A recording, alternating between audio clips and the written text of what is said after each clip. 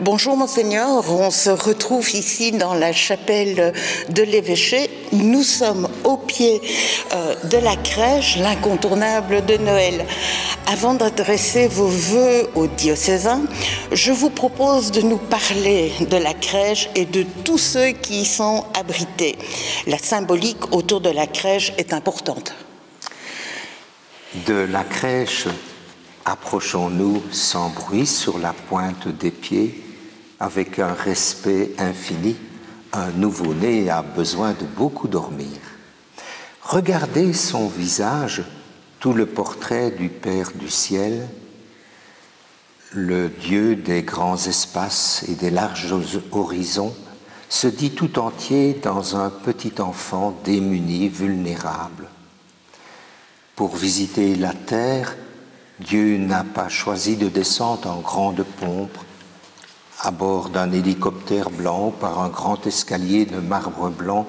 Non, il a choisi de naître, de prendre plutôt l'habit du mendiant, du pauvre qu'on peut repousser.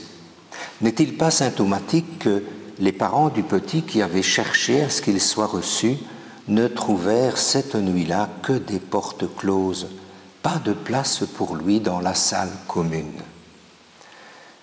Regardez son berceau, une mangeoire d'animaux, et regardez son matelas, dans son amour de feu, Dieu s'est mis sur la paille.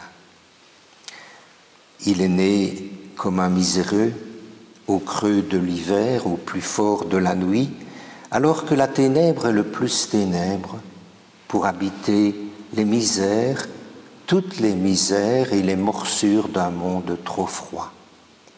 Qui donc est Dieu pour nous aimer ainsi? Après avoir regardé Jésus, regardons Marie, dont le sein a façonné son Rédempteur. Son sein a été le premier tabernacle. Marie n'en revient pas. Saint Luc dit que Marie retenait tous ces événements dans son cœur, il les méditait.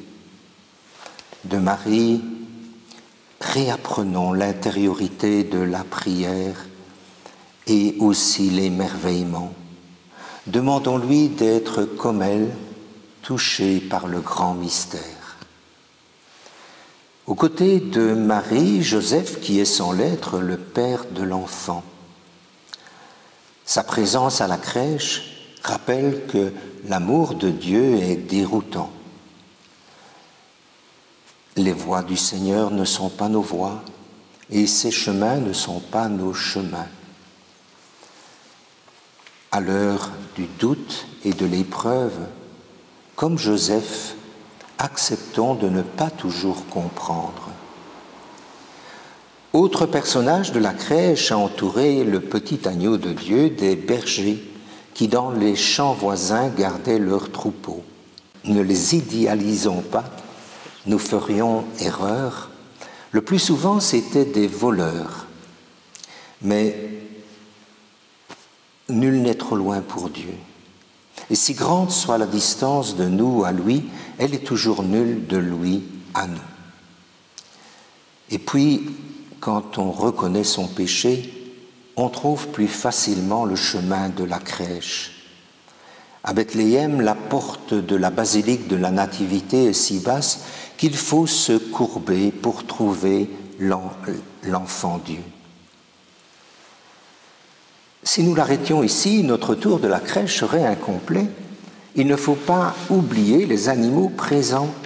Il y avait des moutons, un âne, un bœuf. Ce n'est pas flatteur quand on dit de quelqu'un qu'il agit comme un mouton. On veut dire par là qu'il n'a pas beaucoup de personnalité. Et ce n'est pas flatteur quand on dit de quelqu'un qu'il mérite un bonnet d'âne ou à le regard bovin. On veut dire par là qu'il n'a pas beaucoup d'instruction, d'intelligence. S'ils étaient là, voyez-vous, les animaux de la crèche, c'est pour que nous ne nous désolions pas de nos limites, de nos pauvretés. En nous approchant de la crèche, ouvrons seulement grands les yeux et larges les oreilles, et nous sentirons le joyeux message fredonné par les anges nous envahir et notre cœur devenir meilleur. Alors l'âne agitera les oreilles et le bœuf nous fera un clin d'œil. Je vous souhaite à tous et à toutes une sainte fête de Noël et une heureuse année nouvelle, tout emplie d'espérance.